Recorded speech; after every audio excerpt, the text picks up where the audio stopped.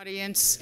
I'm Isla Berman, Director of Architecture. I'm really very happy to be able to welcome Caroline Bos to CCA this afternoon. It's part of a special event for Dutch Design Week that's called Seeing Orange. And today's event is being co-hosted in partnership with the AIA SF. And Caroline is going from here to give a lecture there this evening, and it's being supported by the Consulate General of the Netherlands. And I'm very excited that we've have this partnership with them, and that they've helped support bringing Dutch architects and designers to CCA.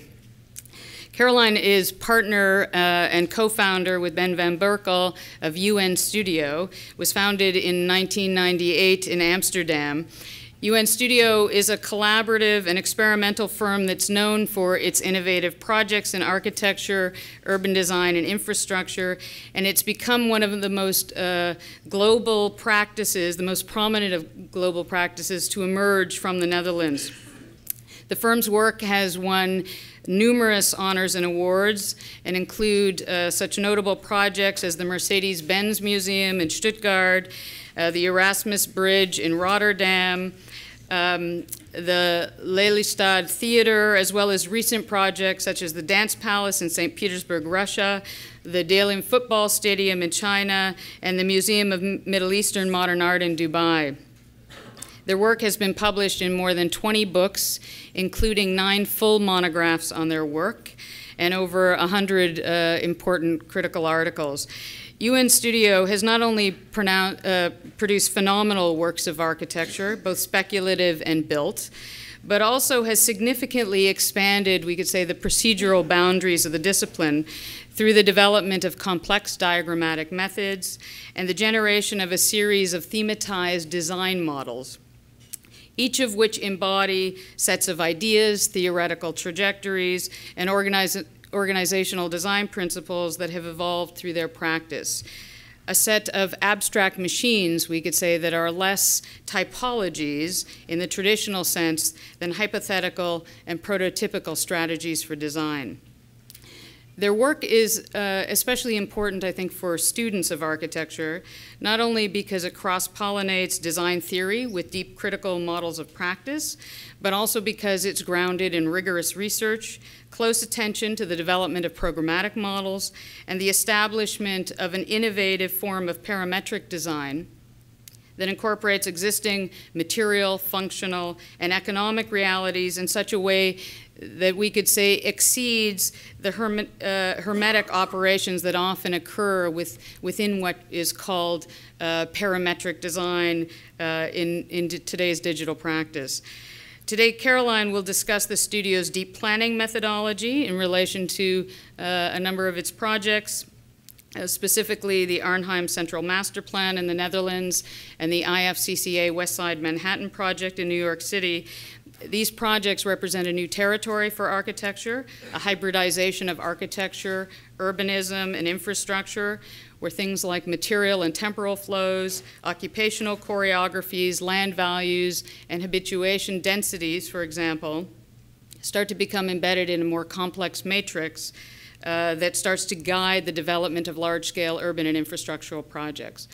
Caroline holds degrees in the history of art from the University of London and urban and regional planning from the University of Utrecht. She's taught at many international schools as a visiting lecturer, including the Berlage Institute in Rotterdam, UCLA, and Princeton University. We're really lucky to have Caroline here with us today. Please join me in welcoming Caroline Bos.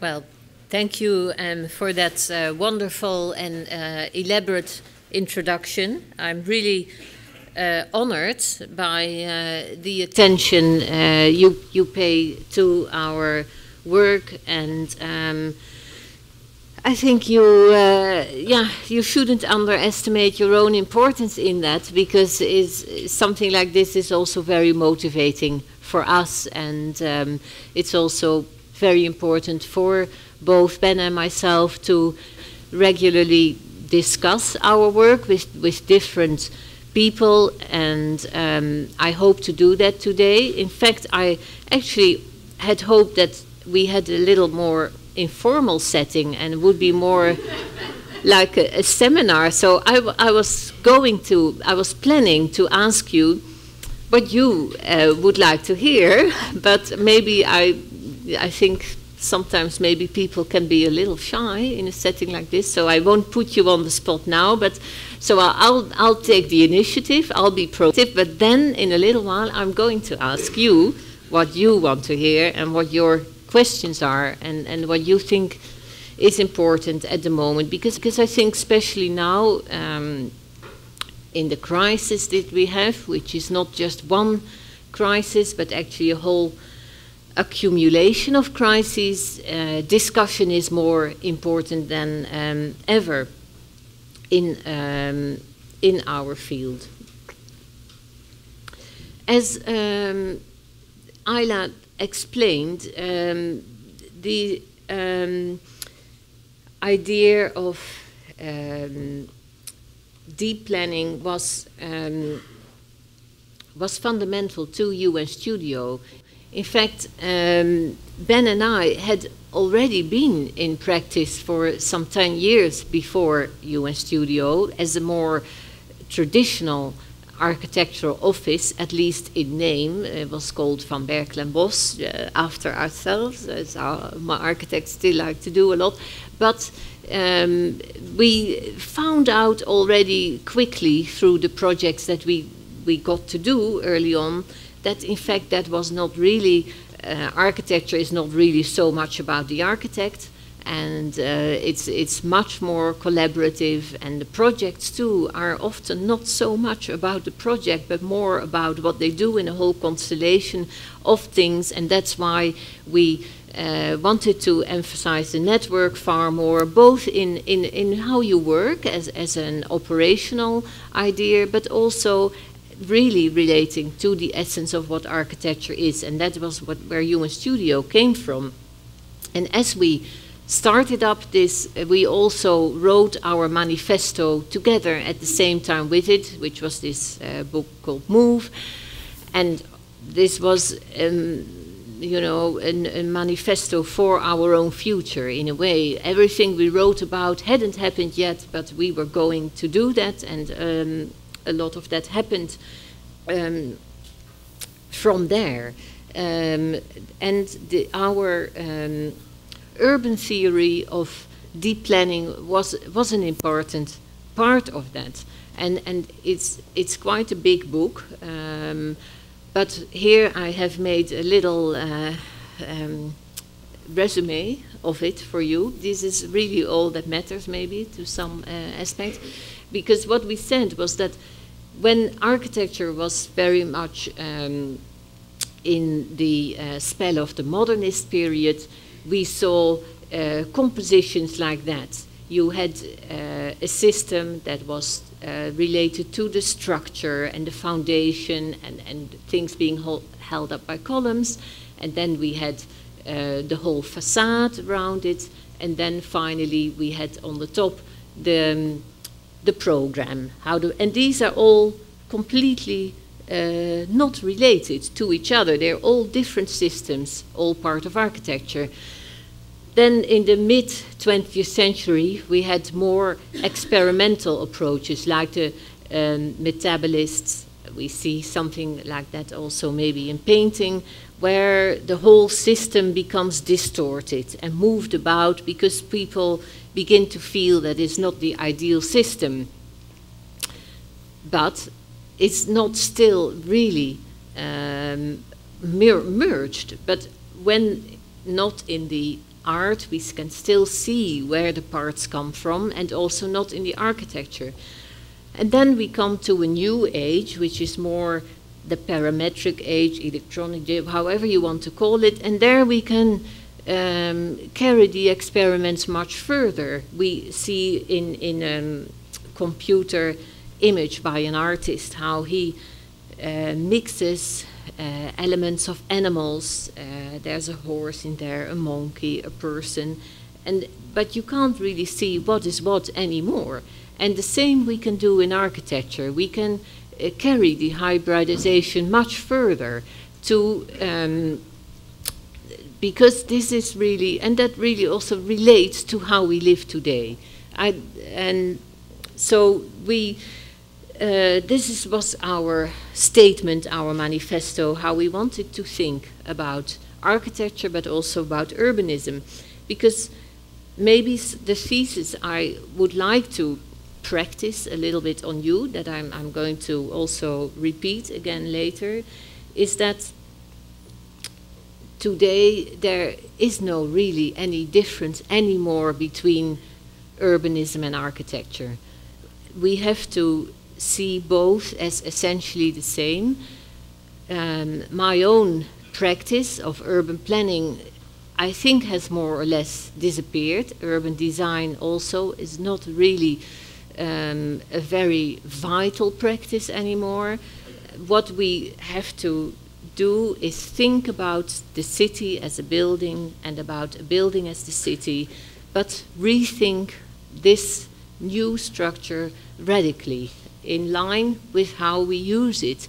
Maybe like situationists, trace everyone's steps, what is happening, not designed by assumption, not designed by marketing focus groups, people having thought what people want, but really try to think fresh. Before I go into that, I want to illustrate what Ayla just said by just a little bit showing you where we are today now. After 10 years of UNStudio, these are just some snapshots from our practice in Amsterdam, which has about 130 people working in it. It's very much an atelier in the center of Amsterdam. Well, Ayla has visited us there with some students, and I hope you will visit also someday and see. And since this last year, we also have an office in Shanghai, which is just started up and was launched in April of this year, with Ben there being pointing to the future there.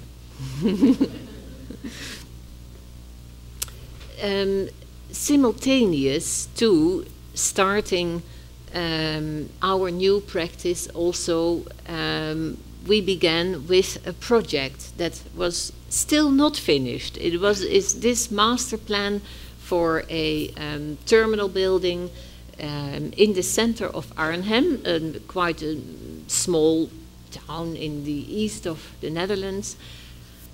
And this is kind of a project that is in many ways emblematic for what I'm talking about. And I will explain that. We learned a lot of lessons from this project. For instance, an important one is a project has to have a motivation, a larger motivation than just that project. In this case, it's related to Arnhem wanting to become a link on a high-speed train railway connecting Holland to Germany. So there has to be a real goal. That was the first thing that happened there. Another important goal for this project was to densify the site considerably. It's only 40,000 square meters, but it's 160,000 square meters of program on that site. And this already is, of course, a first step in the direction of some form of sustainability, to densify and use the ground in multiple ways. But this also creates a lot of questions, because you have then a lot of things happening on the site. You have the office towers, you have also all these different transportation forms. What we did was, what I just said, trace everyone's steps. What is really happening on the site? There had been already architects working on the same project before us. It was not possible for them in a traditional way to organize the site optimally. So we just simply took out the bus tables, everything to find the information. What we found, what our outcome was from that information, surprised us. It turned out that the train station is less than half occupying the site if you look at visitor numbers. Only 41% of users of this location go from the train station to the town and vice versa. There's a lot of people comparatively using the buses who were not really taken into account as much when the site was previously worked on, because the ground is owned by the national railways. The national railways, maybe it's not so familiar situation to you, but in Europe that's very common. National Railways is a kind of iconic institute that is used to always having their important urban icon in the town. So what we very provocatively said is this is not really a site for the national railways. This is a site for the city far more, because there are, you know, just as many people using the area that don't relate to the train. And anyway, what is today a train station? You know, you have a machine only, that's where you buy your ticket, and then you have all kinds of little shops, and it's a different kind of location today. So this was also a lesson that it's very part of what you of this new form of planning is also negotiating with stakeholders and also dealing with locked-in stakeholder situations that have become immovable and break them open. And we successfully did that. The council, the municipality, took on the project, taking it out of the hands of the national railways. That became simply a business transaction. Ownership does not necessarily always give you the right to determine what is going on a location. In our argumentation, of course it gives you the right to profit or whatever. It's not we're not practicing some kind of communist principle here, but it's more about putting the emphasis where the activation is possible. Next question we then had made for ourselves is, how do you, when you have so much diversity in all these programs, how do you connect them, and what becomes your leading principle in that? And we decided that the leading principle was going to be the pedestrian movement, because it was while walking that you would go from the parking garage to the office, from the bicycle parking to the train, from the train to the taxi stand, from one bus to another bus, and so on. And so the pedestrian was the only common factor on the location. But we also had a technical question. When you have so many different programs, like I mentioned, parking, offices, shops, and so on, these all have different structural requirements, different measurements. So we also had to find a way to literally connect everything, and just by sketching out how can you move it, this was the principle that was eventually chosen. Through the entire section, we have these V shafts that let in light, fresh air, but also contain all the circulation, so access is given to different levels on them. But this is just one section. They also move through over a considerable length. Here we see it a little bit tested out in the model, and here you can see how this moves over a long topological site, and here we see how they have been built. You see here these V's with the emergency stairs and so on in them. The bus section there. Here the parking. Here we see it also. And this is also through the length of the V. And from this we see that asking yourself questions like this, putting yourself a challenge, also can lead to really architectural benefit, because what we discovered is that in fact it's kind of a space for innovation for architecture too, to be able to find new places where you can design something that hasn't been designed before, because no one has found a V shaft necessary before. But also it for that is maybe too much for architects alone. We also have to, of course, consider what's the general good of it. Why would anyone want that? Well, why not a parking garage that has a quality? You know, why should we not, when we are living with such dense urban sites, why should we not have a parking garage that is safe, also socially safe, because it has no columns, you have unobstructed views all over, parking is easy, and you enter,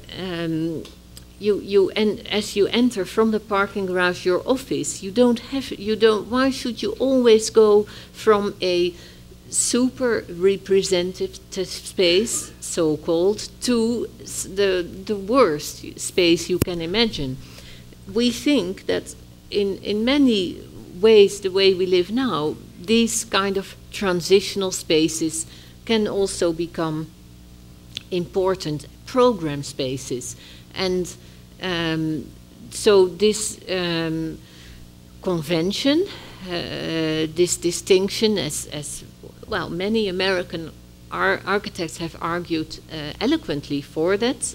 Louis Kahn, also Frank Lloyd Wright, the served spaces versus the server spaces.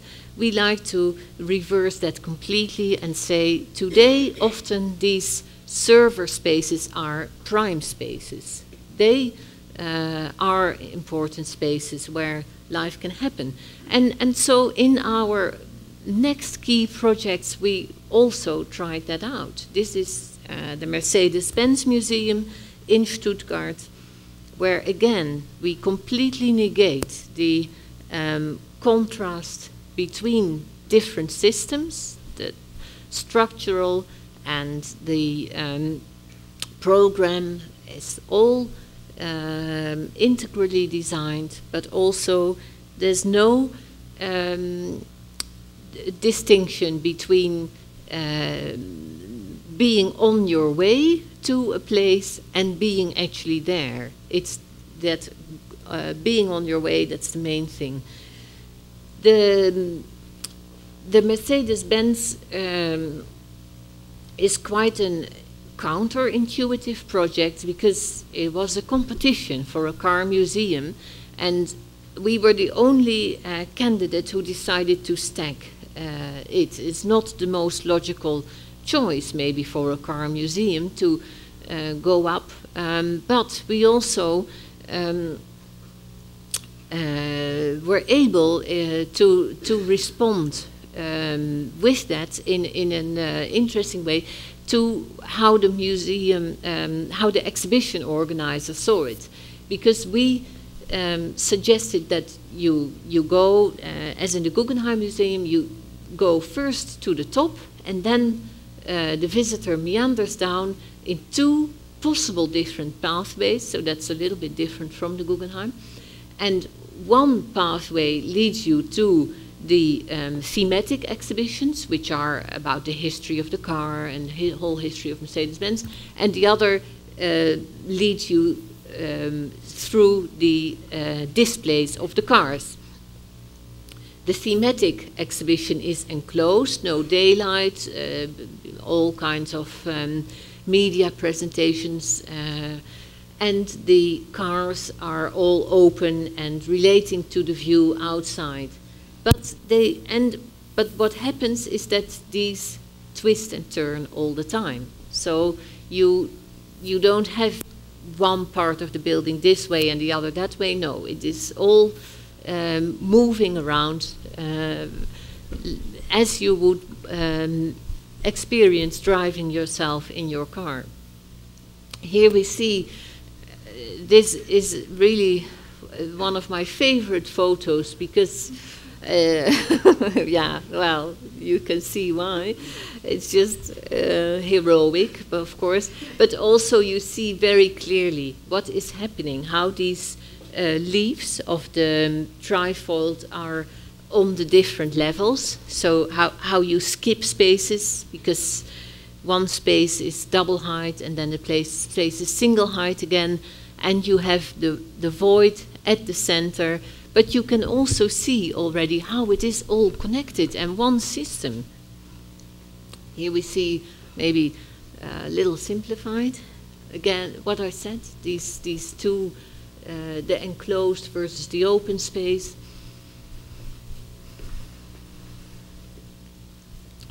And as you move from this one space to the other, you get these twist effects. You get openings in between.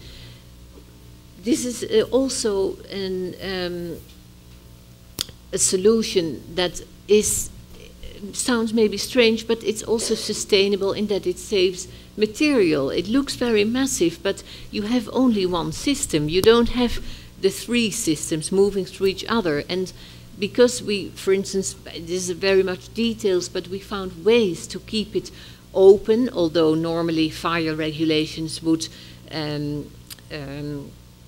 prescribe firewalls. This is not, we found a technical way to avoid that and save material there, things like that. And but also it's, of course, it generates these spatial effects of these diagonal views above, below, and across. So the museum experience is really very much about movement. The car exhibition of the racing cars.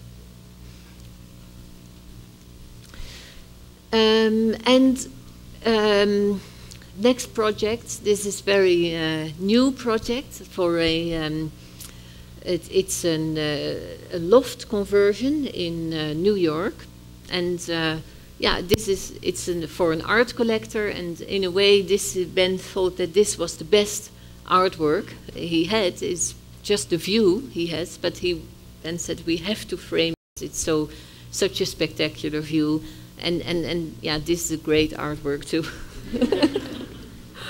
But I'm deliberately switching to different scales to try to build up my story, that we have to think of things much more as yeah, that we shouldn't think of a building as having its conventions and a city having its conventions, but think about where things happen, which is often in between. This person, for instance, this loft is enormous, and but still, this is still having the desk in your bedroom, as maybe many of you have. But what it is mostly is like a gallery, because this is a serious art collector, and it's all about how you live with your art. So movement is very important part of this house, and it's also display is an important part of it. Lighting.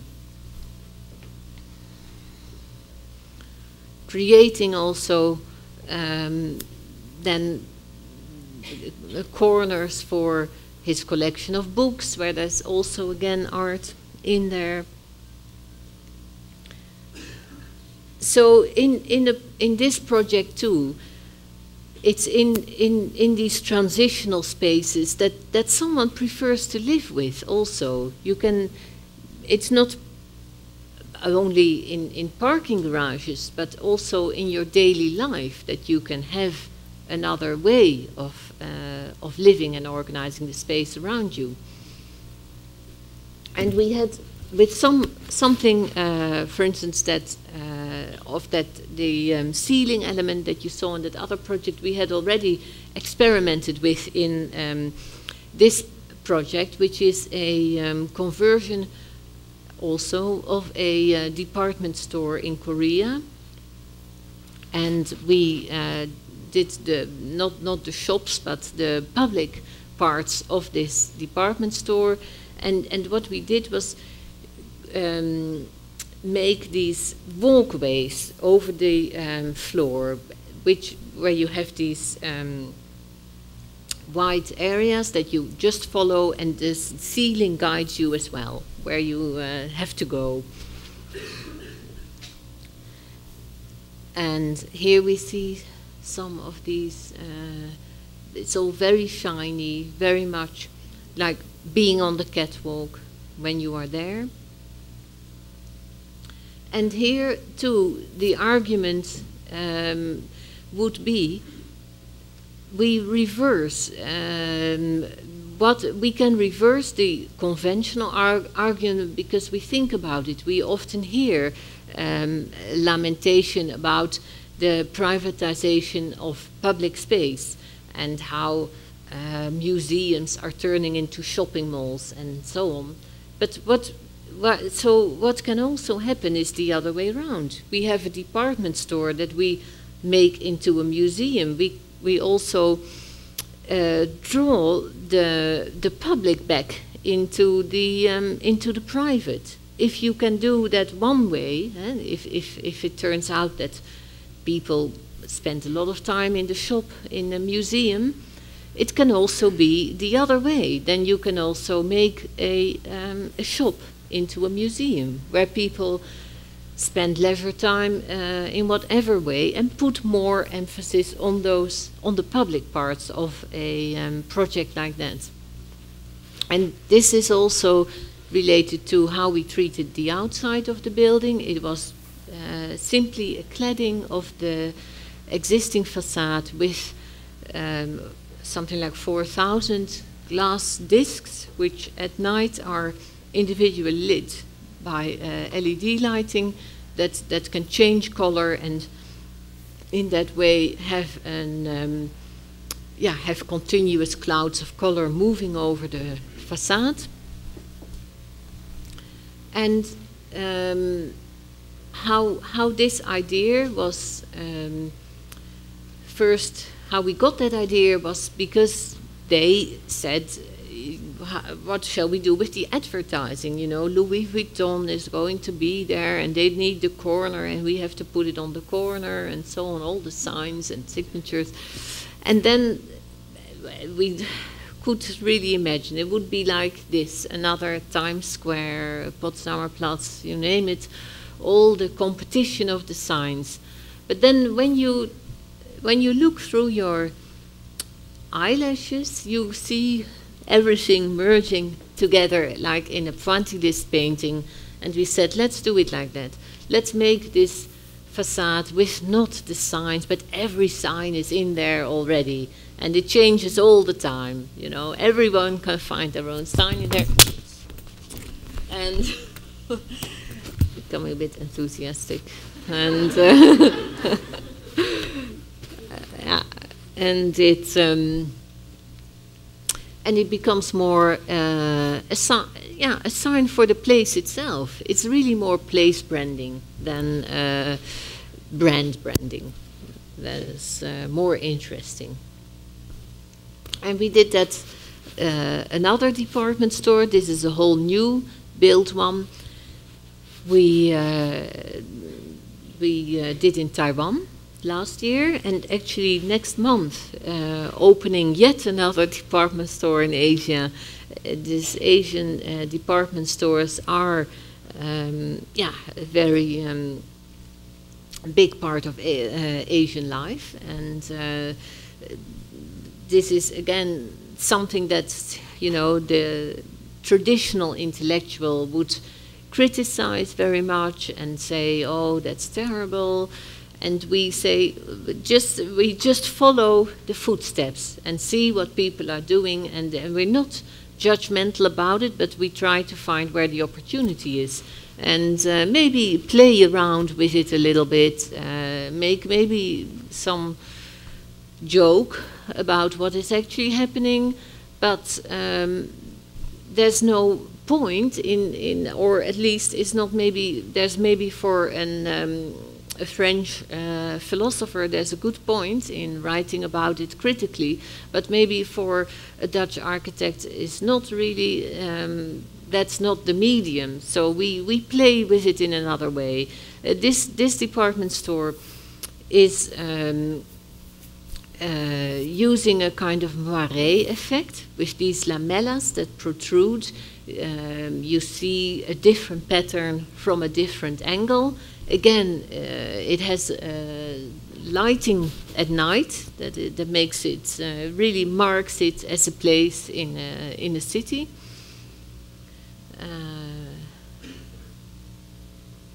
But also because of these different effects, it can be also, it finds different expressions and different ways of being perceived, and transparency and not, and what you see and where you want to go. And one of the interesting effects of this building really is on the inside. I'm sorry I couldn't find a plan, but it's a kind of a triangular location with with a lot of place again for the public space.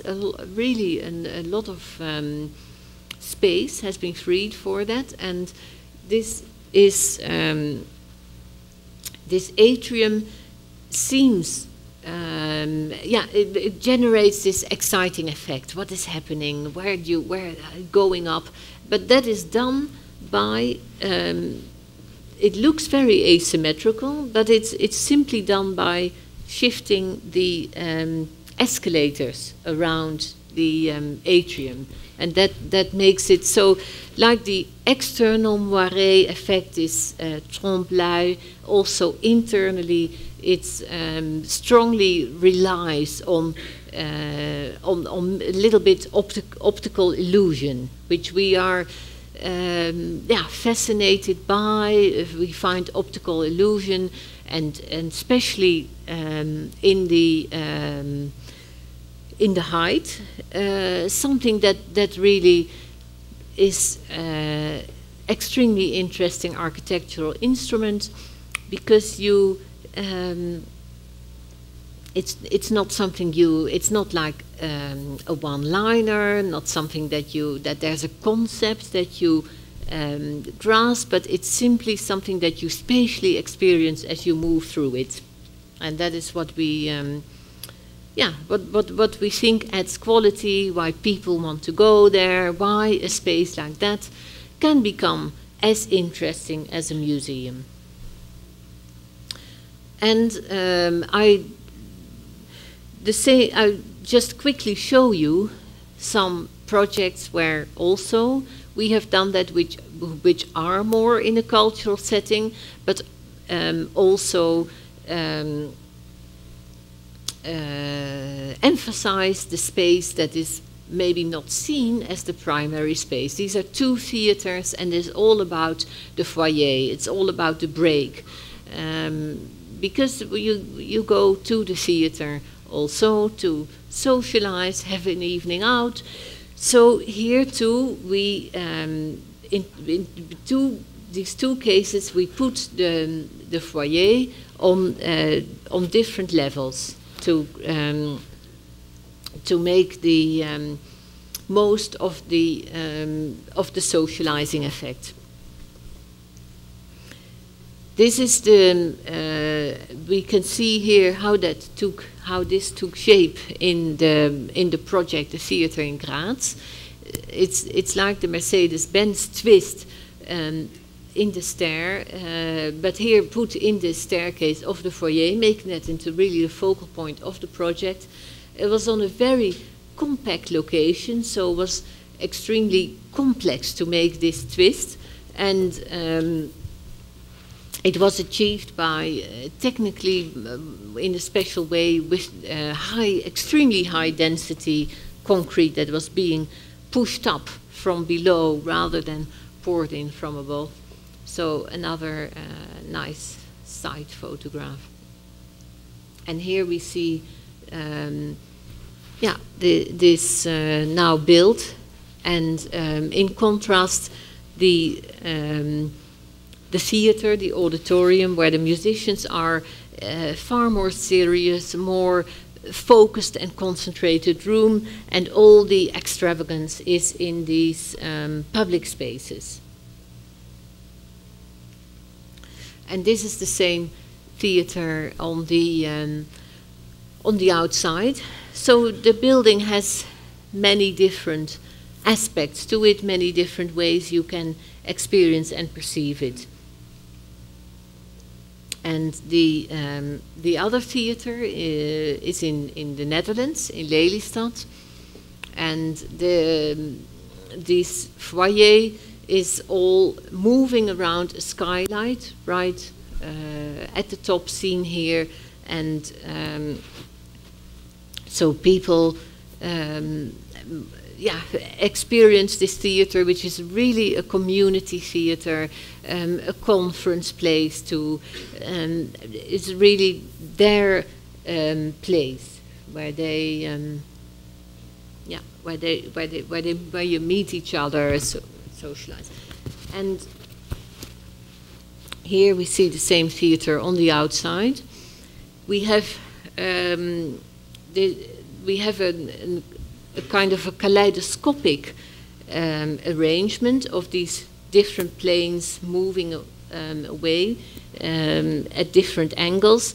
This is partly to disguise the tower, the stage tower, which is very high with all the technical equipment coming down.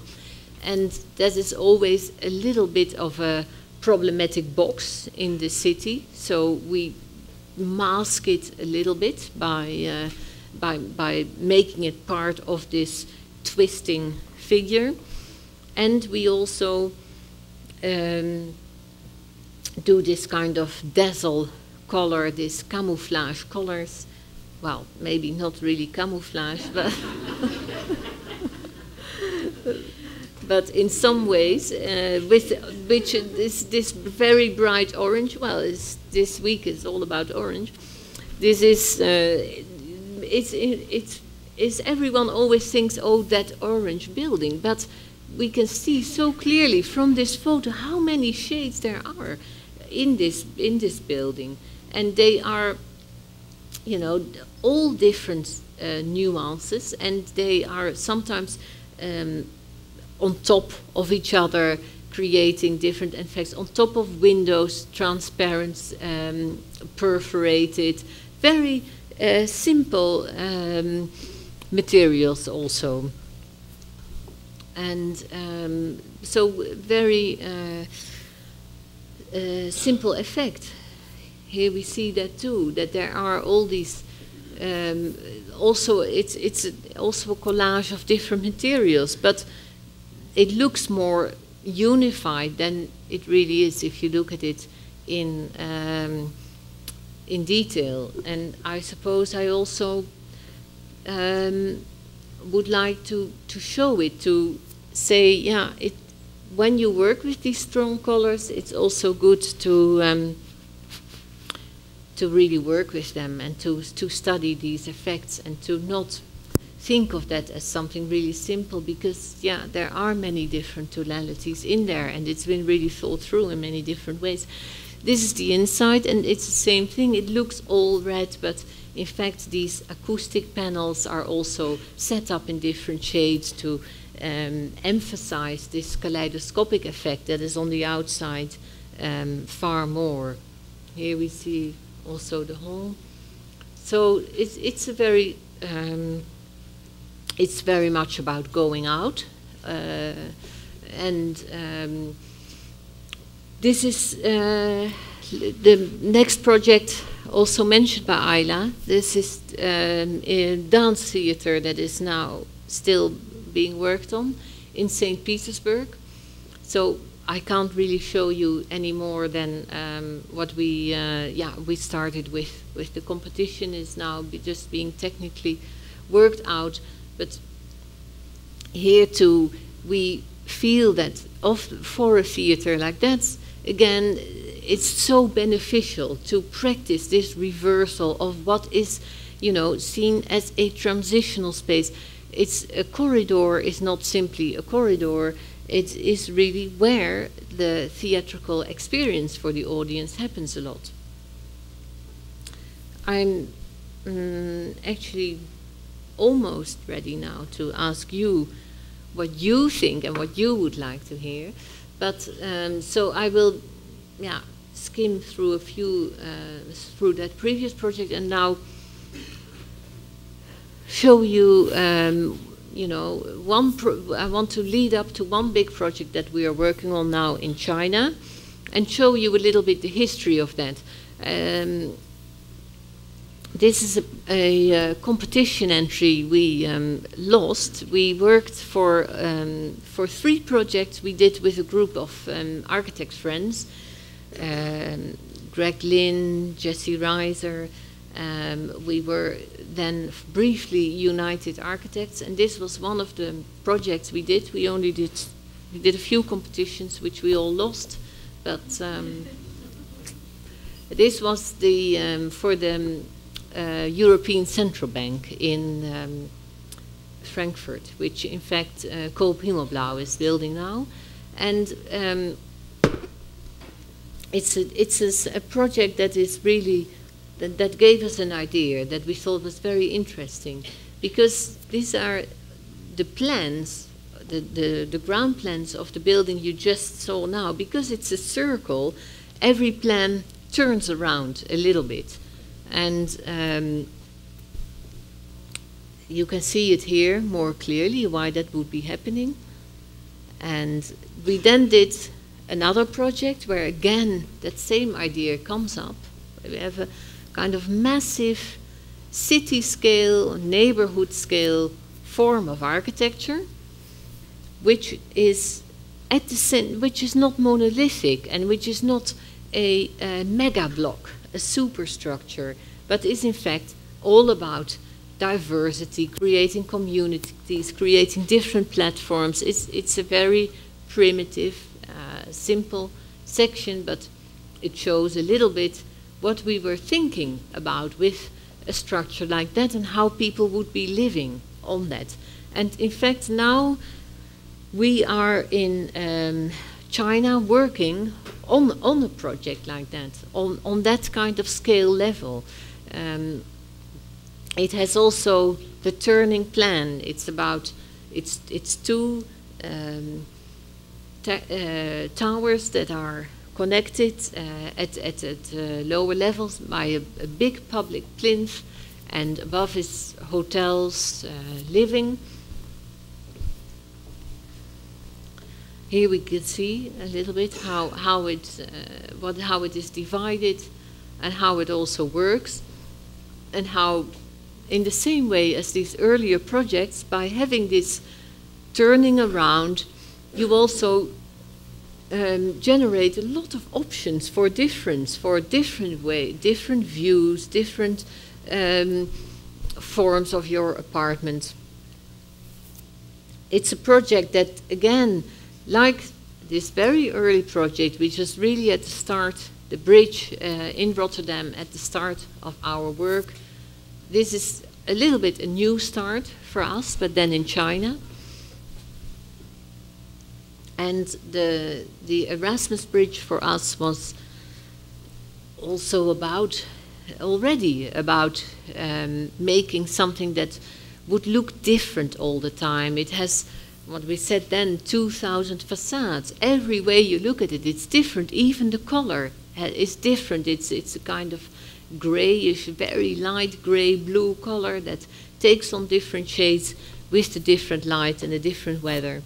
And the same here. A little bit, some very simple diagrams showing that, you know, that the effect of these twisting towers, this contrapposto, that you'd create different viewpoints. You also have different ways of making cross connections and having everything within reach, circulating through the thing in a different way. Exploring the geometry of this. A little bit, I think some of the effects, hopefully, that you've seen in the department store that I showed you in Taiwan, that they will give you some kind of idea of the effects that we would be able to achieve here. And another project in Asia, where also, almost in a literal way, in this funny project here, this difference between architecture and the urban is suspended, because this is like a big model house for a new urban area that we are building there. But it's a model house that shows you at the same time the inside and the outside of buildings. So prospective inhabitants can visit the model house, and they can see what kind of facades they would be having. So here you see the outside, but in other they also have internal elements of it. So as they walk through, they get a kind of a compact experience of where they would be able to live. It's also it's middle class housing, and through using, for instance, prefab elements in different ways, we can create a little bit more diversity than is common in the still in many Korean and also Chinese cities, where there's a lot of homogeneity. And so I want to conclude by briefly showing you a series of pavilions that we have been making. So practicing these same ideas on the very large, but also on the very small scale. For instance, this is a pavilion that was in Chicago last year. It was for the centennial of the Daniel Burnham Plan, and we collected these smaller projects in a new publication. I don't know if it was already on your list of. It was nice to hear those statistics of our publications. And another small pavilion in Manhattan for for celebrating an event, and the pavilion we did some 2 years ago at Venice Biennale, where we see the idea of the line, of the trajectory, a diagram that we had used before, for instance, in the Mercedes-Benz with the trifold, here becoming even more elaborate as it turns back on itself, as you can see here. It now encompasses the ceiling too, and it folds completely over. And this is a project that maybe some of you are familiar with. It's a private house we built in upstate New York. Unfortunately, it no longer exists, but this house shows, again, a little bit like the loft, but more, of course, because it's a whole house in a more spatial way, how these spaces that can be seen as transitional spaces, that can be seen as not really the primary spaces for living, do become those, and can become really are a very important part of your day. And here we can see from this image how that is achieved by folding these boxes into each other.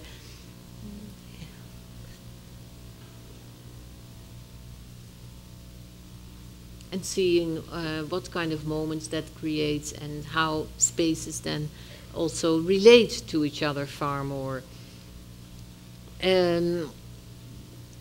A temporary installation in a museum called the Holiday Home, also exploring the effects of light on color, but also looking for these spaces that that give you a certain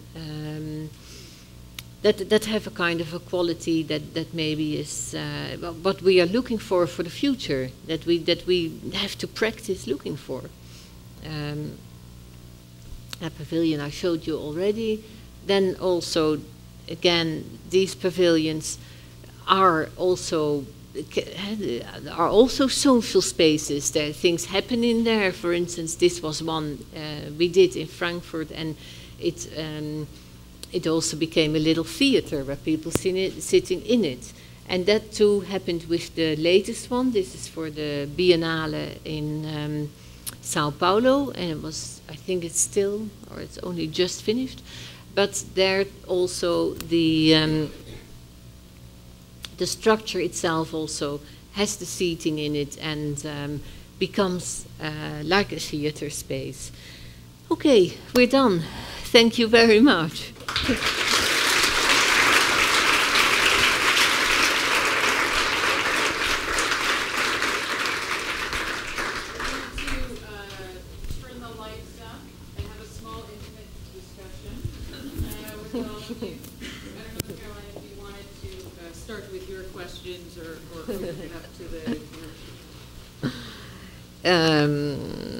Yeah, well, that's okay. So I already, well, I don't know. I'm just interested to find out how everyone is feeling about the profession today, and if this makes any sense to you. What kind of topics are interesting to architects of the future and today. Okay. I'm curious on how a project moves through your office. Meaning, like, initial meetings with clients. How does your staff become involved? How do you interact with your staff? Like, what's that dynamic, given the kind of complexity of the form? And like, right. How does that all translate? How do you get in there?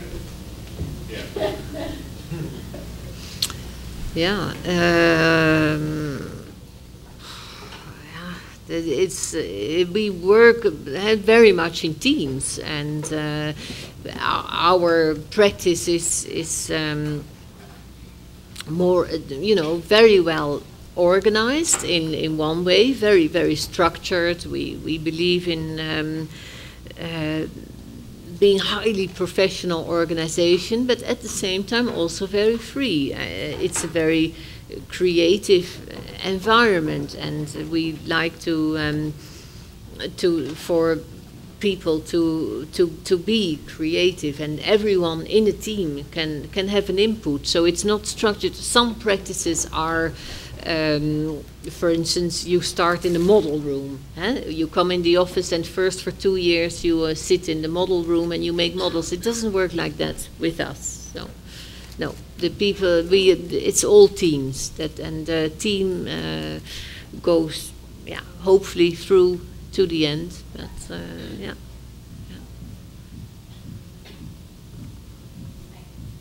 Hey. I want to go back to your question, really asking a question or answering a question. You started your lecture by saying that architecture is in a state of crisis. Yeah. And I agree. That's my answer to your question.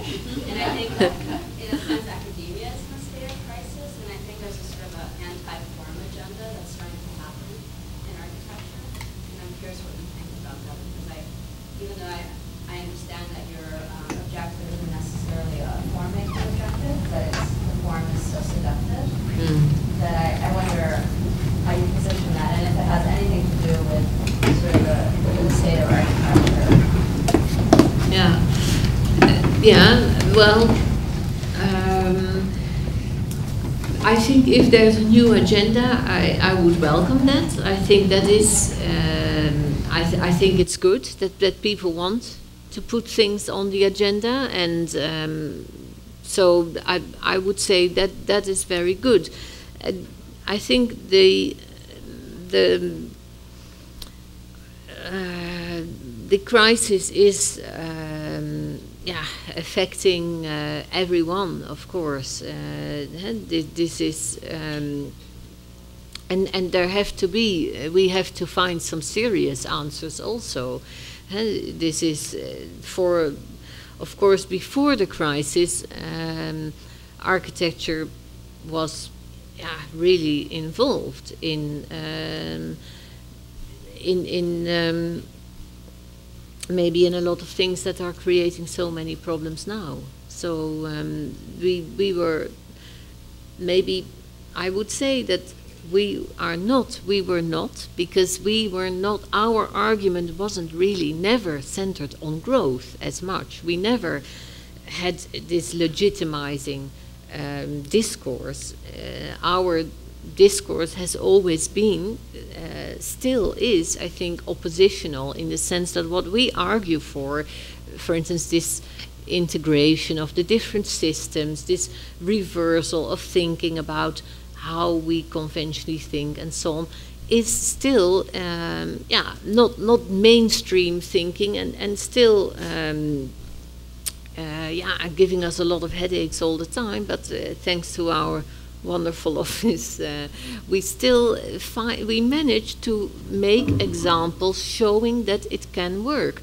But as you can see, this is then often an unlikely project that anyone else would have given up on or not even started on. It's not really that if you want to, we feel that architecture is our medium, making the point we want to do by building. But it's not easy to achieve that, and we don't get, maybe very rarely we get a really good opportunity like the Mercedes-Benz or something. It's very rare. So it's maybe, it's the only one. All the others, it's like, an experiment, and see where you go.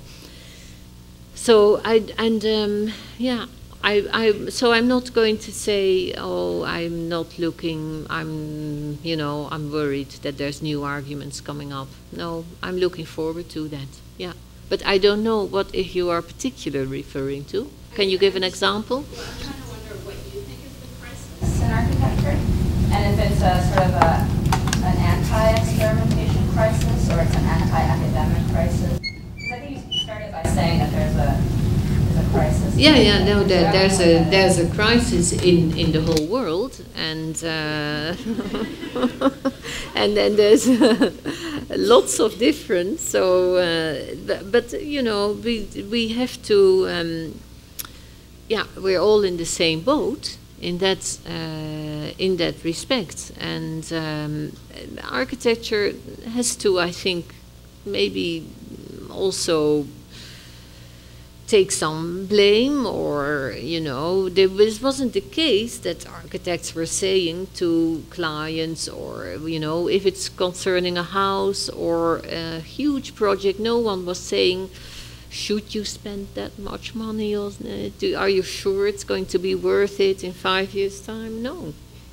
So, I mean, not to say that we should have had the foresight, or that architects were, you know, bad guys. No. No, but there's some, yeah, there's something that we can think about, what we were doing, and how should we still be thinking about it that way. Also for yourself, you know, what makes it interesting? What makes it interesting as a field, as a way of thinking? Yeah. Yeah. I'd like to kind of build on that discussion by asking you, kind of, as a crisis in the profession and trying to get more people to understand what architecture does for our daily lives, some people are opening up the profession so that it's more tactile, more didactic, so that people understand the art and the science that goes behind building. But it seems like a lot of your projects, at least at a detailed level, mystify that by making it super sexy, but not knowing how it goes together, or not knowing how the space is constructed. So I'd like to know a little bit about how maybe the trajectory that you've taken by kind of mystifying it makes it more alluring to have an architect, or do you feel that it makes it less approachable because it's so new that people almost feel it's an automobile, or it's just skin of the surface that they don't know where the air, or the water, or the door is. Yeah, that's a nice reading of the work.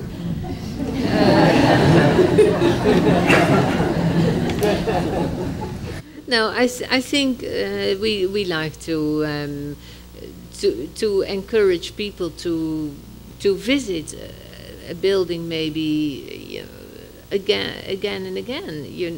We sometimes think very simply from ourselves, you know, when you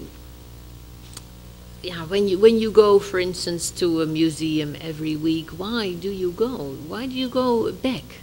You know, you don't go back because once you get it, you get it. So I don't think the didactic is very interesting, really. It can be maybe in some cases, for instance, but then, no, I would like to see context. For instance, but let's say you were making a science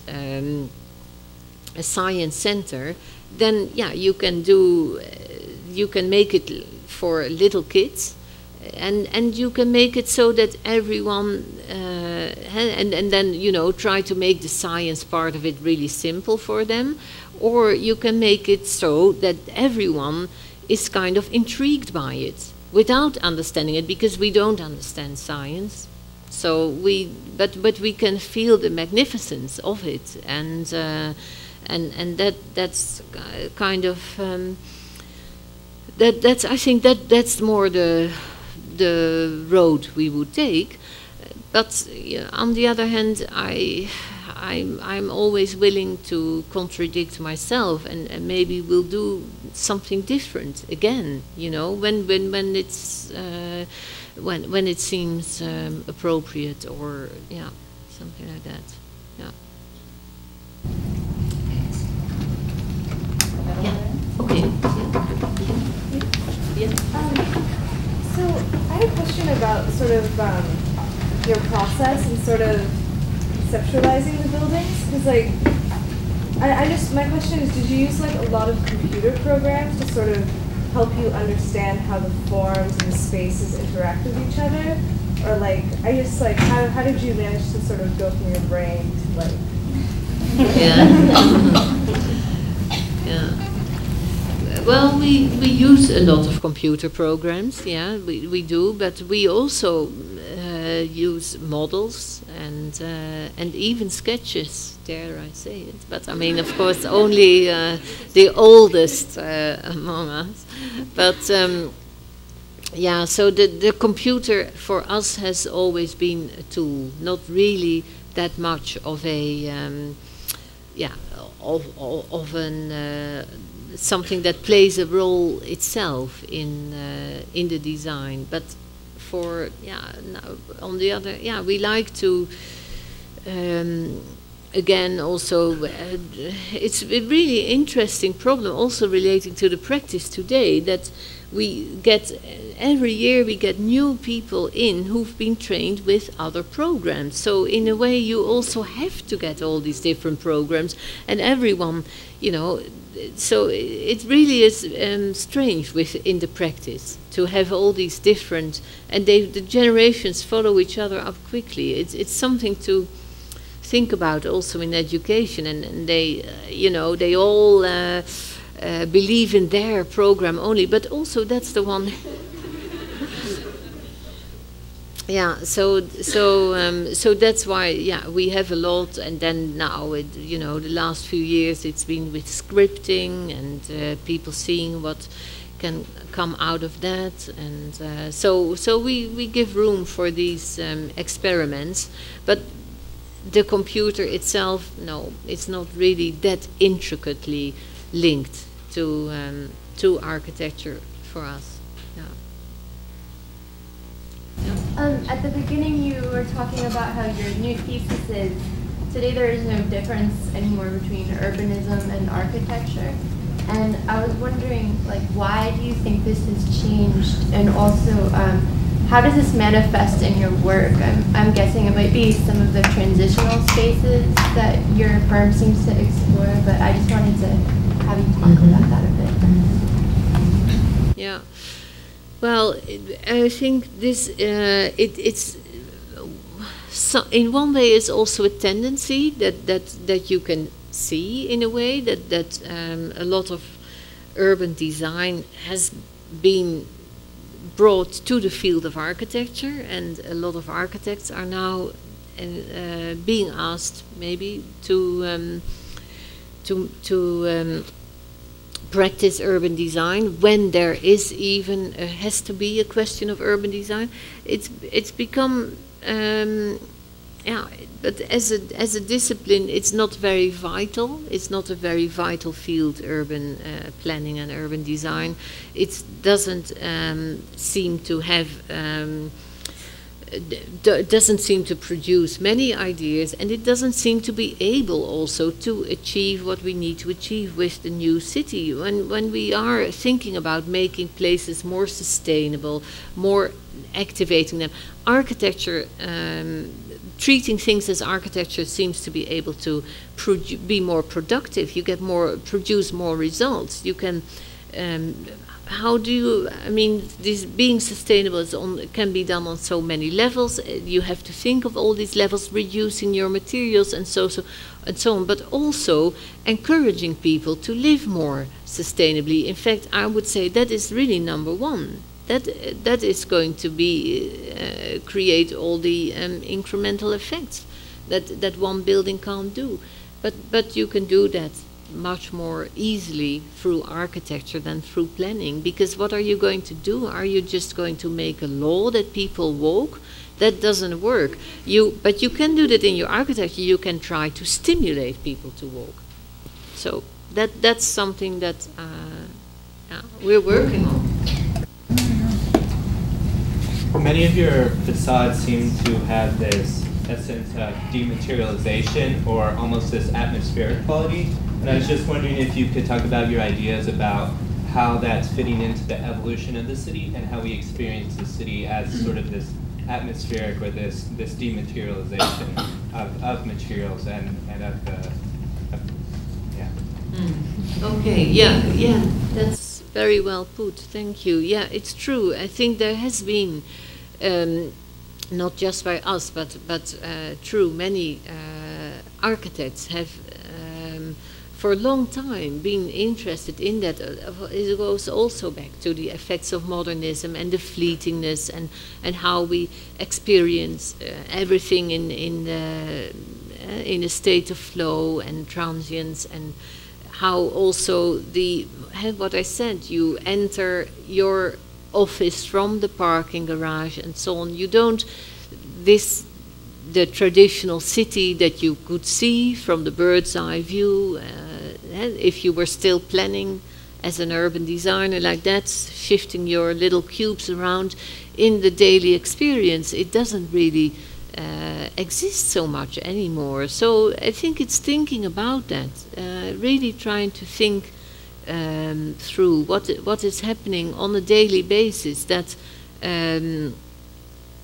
makes that it makes us choose to focus on that. And then this fascination with these with a building that can't be maybe that you can't see, that you don't see every time the same, but that you see that each time looks different. We see that as something that is of benefit, that simply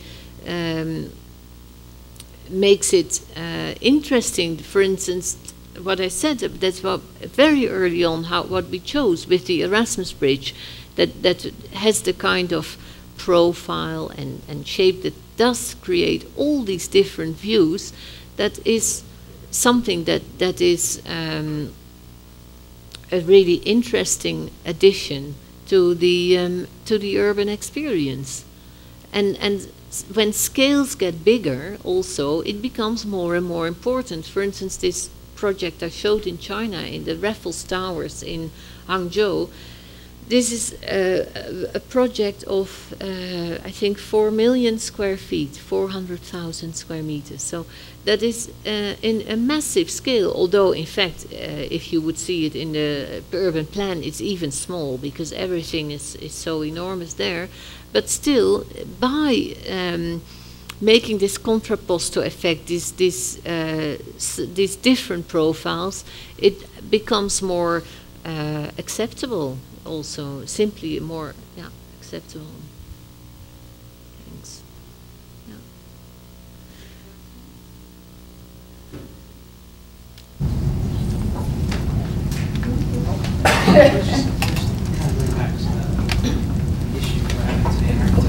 Speak up. Yes. It seems like a world in which UNStudio exists is a different reality from American architects anyway. And I just wonder, have you thought about what if the Asian systems fail? That's artists in here. And do you have can you work towards a better architecture when it doesn't have these issues? Because it seems like you're going around these issues that we have here and fix them. Right. Well, yeah, that's kind of a speculation. I think that it could well be so. I mean, it could well be the case that we are only adding more ruins after the apocalypse. So, but I hope not. I mean, I hope that these constructions really are different and are integral and do answer some of these questions that I put up, and that they are not simply in the same model as before, and as our projects have never been, which is why it is always been difficult for us, and a project like Arnhem is already taking more than 10 years to even build. So, I mean, not saying it's perfect, it's going to be perfect, but I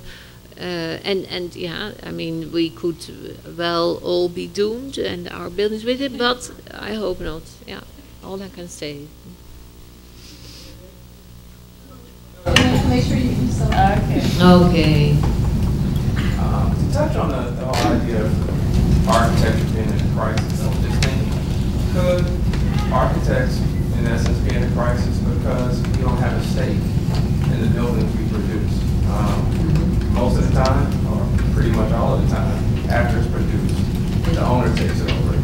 particular corporate buildings.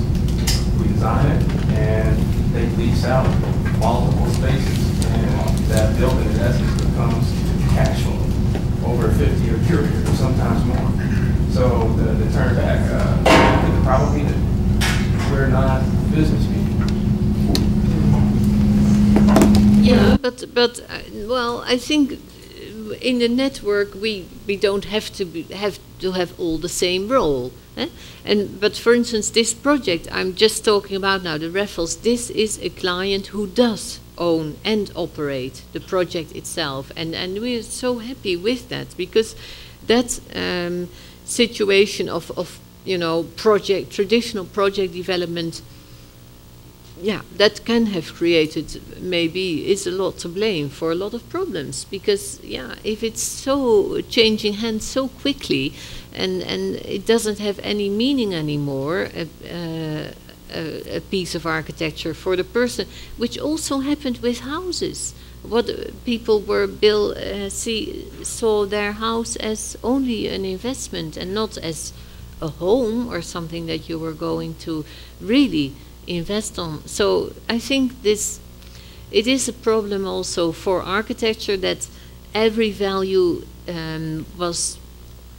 had to be related too much to economic value, and this is why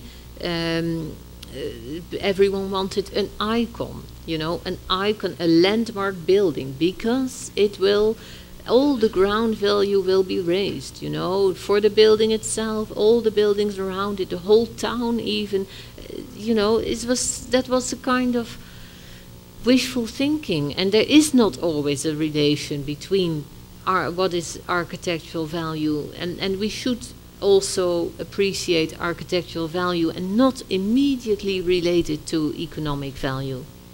Yeah. Or even architecture a little bit. I'm thinking of more of a B-class space, let's say in corporate America. No, but that is not right. You should never say that you know, it will cost the same per square foot. Why choose the one you like not as much? In essence, you don't have to stay. For instance, clients, they come to us. Yeah. We design it, but we don't have a stake in that space. Once it's completed, it's a constant churn. Usually in corporate America, businesses move in and out. Yeah. And with the cycles going up and down, those lease prices go up and down, and they make money.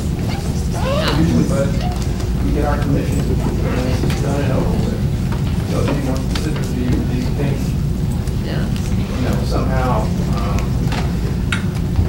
we should put a foot forward and become investors as well as designers? No, I think our stake is bigger, you know, is our name. So, and it's our whole future. You know, if it's not a good building, then also, you know, architecture firm is gone. It's a huge stake for each architect in a project. It's also a risk. Yeah.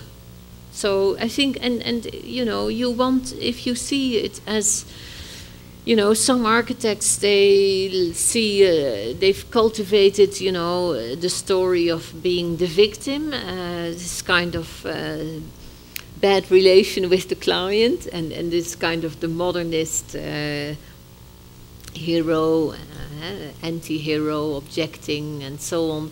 And yeah, I guess these, but that's in our experience very rare that there is a difficult relationship with the client. So it's really more it's a team, and everyone has a big stake in it, but in their own way. In my experience, yeah.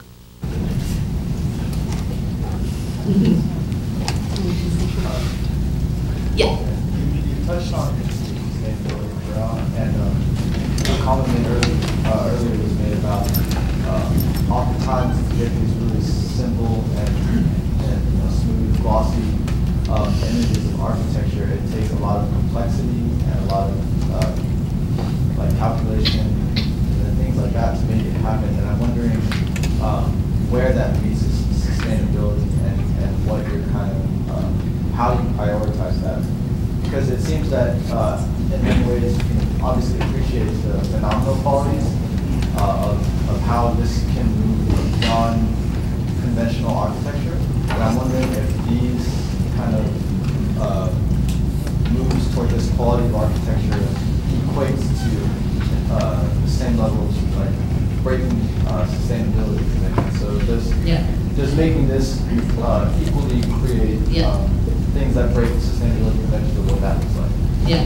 Yeah, it does. But this is, as I said, sustainability is of course multi-layered, and there's always a lot of focus on the energy saving and so on, and we do all that. It's all in there, but that is of course relying a lot also on the science of engineers and so on. So I don't feel that I want to put all these kind of numbers in my presentation, but of course in today's practice is very important, and we have then of course also already a lot of regulations. People want the LEED certificate and so on, so it's all in there.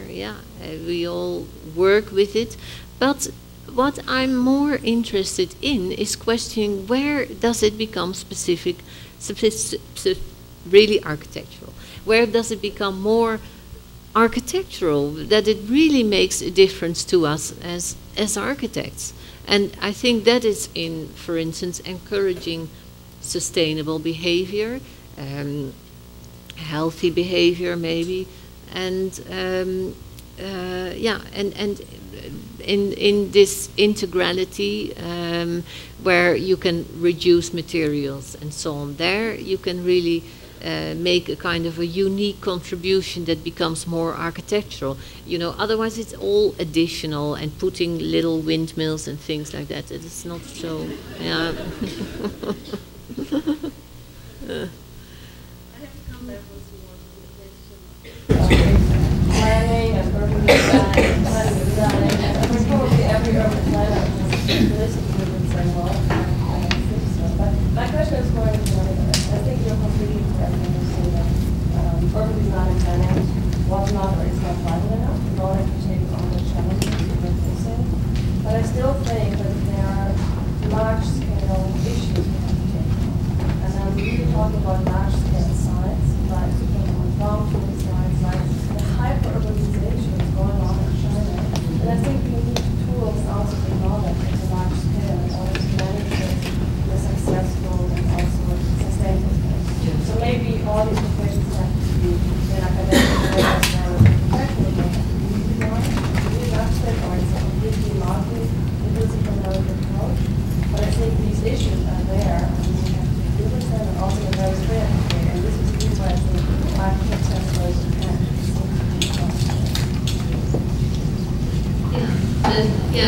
that's you're right there. Absolutely, yeah, you're right. And maybe when I'm saying this, I'm just hoping that urban planners will, rise to my provocation and say, you are completely wrong because we are doing this and this and that, and so I do think that urban planning, urban planning is. For me, very valuable, has been very valuable addition to my analytical practice, because it has, it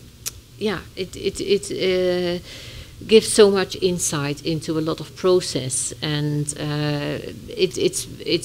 this is something, we have architecture and we have politics, now, maybe, yeah.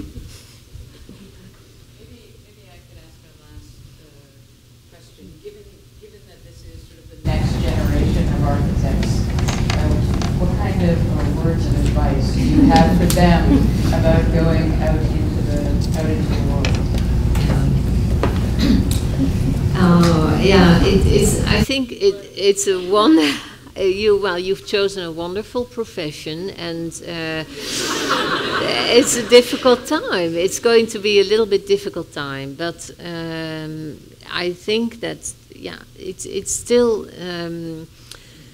something that we can have faith in, and it's what many people now say is becoming a little bit of a cliche. It's also very good that it is a difficult time and it gives opportunity to rethink things.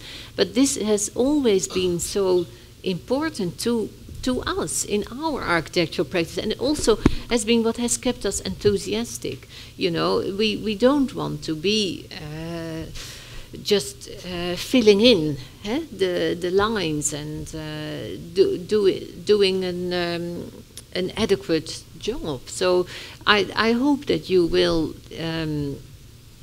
you will have learned, and I'm sure here you will have learned a lot that you can